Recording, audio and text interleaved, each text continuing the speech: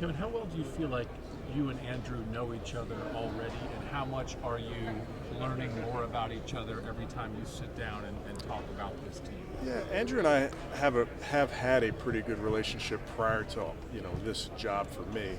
He's somebody again that I met way back when, was introduced to by Leslie Frazier when Andrew was with the Colts, and then we've stayed in touch. I mean, we've talked a lot this past season, so I don't feel like there was a period where there was a lot of having to get to know each other. I think we were already there. So what does that mean then for as you're at things like this and you're talking about the future of the Browns, you're trying to figure all this out. Yeah.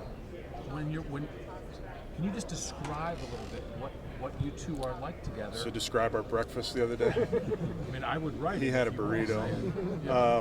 Yeah, I just think it's important that we can talk about our vision for the team, but it has to be shared, and that's why we spent a lot of time when Andrew first was hired. We spent a lot of time together with Paul and Dee and Jimmy and JW and Whitney, and really honing in on the vision for this football team and making sure that it was a shared vision. So those conversations have been happening, and it doesn't happen with just a snap of the fingers. We've been working hard at it. And obviously you're building a roster right now, but do you feel pretty locked in about what that vision is right now? Again, you've had those discussions.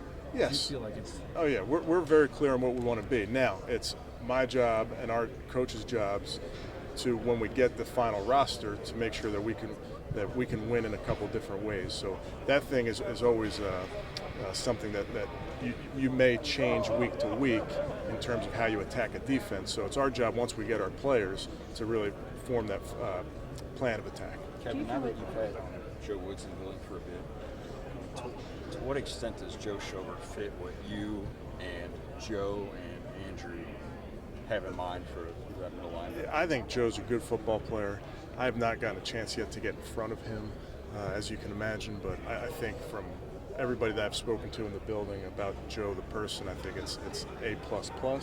So really looking forward to seeing how this whole process plays out, but this is free agency, so it has to, like Andrew mentioned earlier, it has to be both sides, and I'll just wait to see how this thing shakes out. With Kareem Hunt, there's a little bit of a business decision that does have to be made there. Is the decision easier or harder for you guys, do you think? Easier, harder? As far as bringing him back, is it just a no-brainer bringing him back, or is it something that you guys really have to huddle up and have an in-depth discussion about? I think Kareem's a good player. I've had conversations with him already. I think there's a future for Kareem here, obviously, and we'll work through all that. But he's a player certainly that we're eager to get to work with. So when we finished, you said you went through the roster or went through the game film last year to get a good idea what this roster is like. When you got done with it, did you say, "Man, there's more holes than I thought," or you look at defense, you say, "Well, linebackers kind of unsettled, safety's unsettled."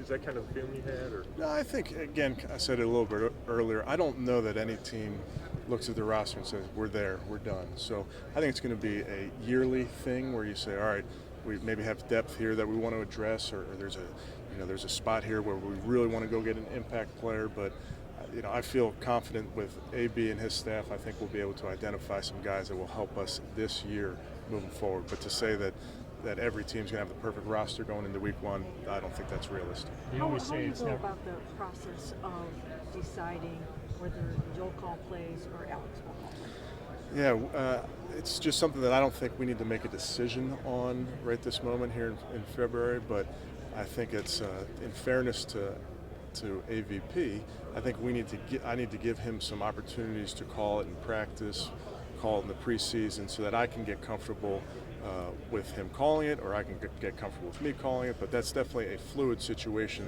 and Alex understands that completely. So you could go through the whole preseason and then make a decision after? I think you can, yeah. Is calling plays fun? I'm glad you asked that. Calling plays is exciting, it's not fun.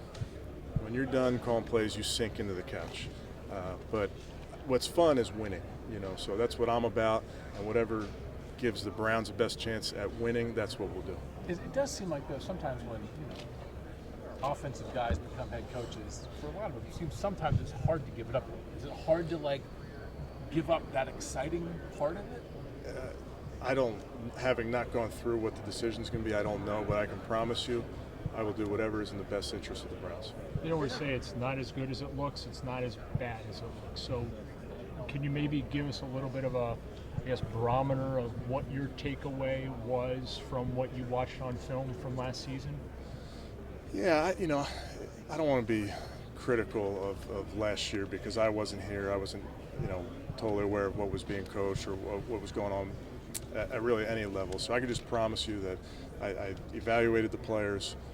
We brought in some coaches that were going to install a new scheme, and we're just going to move forward. But it'd be really unfair for me to make too many comments on that, being that I wasn't here. How critical is the offensive line? You have all these toys. How critical is the offensive line? It starts up front, and we know that. It starts with the offensive and the defensive lines, and it always have and probably always will, so it is important. Is it a little unsettling that you might have to find 3 starters on that offensive line this offseason? No, I think I have great confidence in Andrew and the personnel staff, and whatever holes we may have, I believe that they can address those, and I think that's, to say it's at one position I don't think is fair. I think we're just going to try and bring in a bunch of good players at all these positions and let it shake out.